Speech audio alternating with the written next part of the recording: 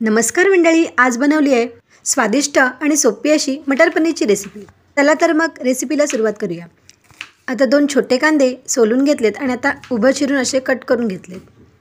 त्याच्यानंतर एक छोटी मिरची घेतली, एक छोटा अर्धा इंच आल्याचा तुकडा, 5 ते 6 लसणाच्या पाकळ्या, एक छोटी मिरची आणि खडे मसाले तुमच्याकडे जे असतील तेवढे टाकू शकता, पण त्यानुसार मसाला थोडा कमी वापरा। बाजूलाच 2 काजू सुद्धा घेतले आहेत।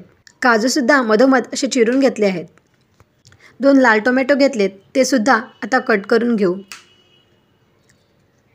अशा प्रकारे उभं चिरून मी कट करून घेतलेत आणि त्याच्यानंतर बारीक बारीक अशा फोडी करू, म्हणजे टोमॅटो पटकन शिजला जाईल। अशा प्रकारे टोमॅटो आपण इथे बारीक कट करून घेतला आहे आणि आता गॅसवर एक कढई ठेवून त्याच्यामध्ये पहिलं बटर अर्धा चमचा घालून घेऊ। इथे अमूल बटरचे क्यूब्स मी वापरलेत, त्याच्यामधलं अर्धं बटर असं ठेवून घेतलंय आणि आता बटर छान गरम झाल्यानंतर इथे आपण कांदा चिरला होता तो घालून घेऊ। त्यासोबतच मिरची घातलेली आहे आणि एक काजू सुद्धा घातला आहे। आता 5-6 लसणाच्या पाकळ्या, तसेच छोटं आलं कट करून घेतलेलं ते पण टाकून घेतलं। आता हे सगळं छान असं शिजून घेऊ। कांद्याला छान गोल्डन रंग आला की इथे टोमॅटो सुद्धा मी ॲड केला आहे। टोमॅटो शिजायला जास्त वेळ लागत नाही, पटकन शिजतो। अधिक लवकर शिजण्यासाठी इथे मी झाकण ठेवलं आहे वाफेला। आता एक 3-4 मिनिटांनी पूर्ण कांदासुद्धा शिजून आला आहे आणि टोमॅटोसुद्धा अगदी नरमसूत झाला आहे।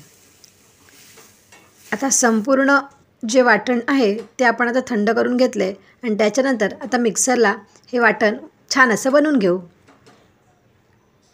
एकदम अप्रतिम असं हे मटर पनीर बनवून तयार होतं मंडळी, कारण ही स्टेप जी आपण केलेली आहे त्याच्यामध्ये व्यवस्थित असे फ्राय करतो कांदा टोमॅटो, त्याने एकदम स्वादिष्ट आणि परफेक्ट अशी मटर पनीरची रेसिपी आपली तयार होते। आता कांदा टोमॅटो परतल्यानंतर आपण एक अर्धा चमचा तेल घालून घेतले कढईमध्ये आणि त्याच्यामध्ये आता हे पनीरचे क्यूब्स घालून घेऊ। इथे मी 100 ग्रॅम पनीर वापरलं होतं।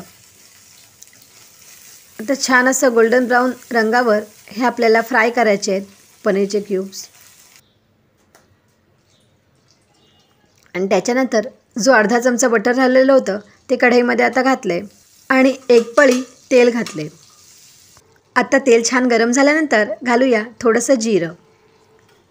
जिरं छान तडतडलं की आपल्याला घालायचं आहे थोडंसं हिंग, एक अर्धा चमचा हिंग घातलं आहे मी, छोटा अर्धा चमचा।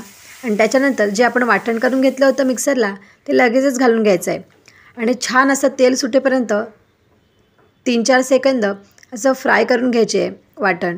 आणि त्याच्यानंतर लगेच हळद टाकली आहे आणि घरगुती आगरी मसाला एक 1/2 चमचा टाकला आहे मी। मीडियम साईजचा चमचा होता तो 1/2 चमचा मसाला मी वापरला आहे आणि त्याच्यानंतर छान असं वाटण मसाल्यामध्ये परतून घेतले। आता अर्धा चमचा गरम मसाला घालायचा आहे आणि सर्व मसाल्यांमध्ये एक 3-4 सेकंद वाटण छान परतून घ्यायचं आणि त्याच्यानंतर हे गरम पाणी, इथे 2 कप गरम पाणी मी घातले आहे। तुम्हाला जेवढी ग्रेव्ही हवी आहे मटर पनीरची तेवढं पाणी तुम्ही वापरू शकता। आता मोठी अर्धी वाटी मटर ग्रेव्हीमध्ये घालून घेतले आणि त्याच्यानंतर वाफेला छान असे मटर एक 5 मिनिटे शिजून घेतले। आता ह्या स्टेजला मटर चेक करून घ्यायचं आहे शिजले की नाही। ऑलमोस्ट मटर शिजत आले होते आणि आता ह्या ठिकाणी आपण टाकूया एक छोटा चमचा बारीक मीठ, तसेच अजून अर्धा चमचा म्हणजे एकूण 1.5 चमचा बारीक मीठ घातले। आता गॅस बंद करण्यासाठी 1 मिनिट असताना इथे ॲड केलं आहे मी पनीर।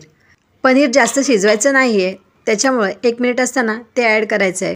आता पनीर छान मसाल्यामध्ये शिजून आलं आणि त्याच्यानंतर थोडीशी साखर ॲड करायची आहे, त्याच्यामुळे आपल्या रेसिपीचा स्वाद आणखी वाढेल। आता छान अशी ग्रेव्ही सगळीकडून ढवळून घेऊ, म्हणजे सर्व जिन्नस मटर पनीरमध्ये एकजीव होतील। आता एक 2 सेकंद झाकण ठेवून छान वाफून घ्यायचं आहे। आता इथे आपली मटर पनीरची रेसिपी तयार झाली आहे। अगदी सोपी आणि भन्नाट अशा चवीची ही मटर पनीरची रेसिपी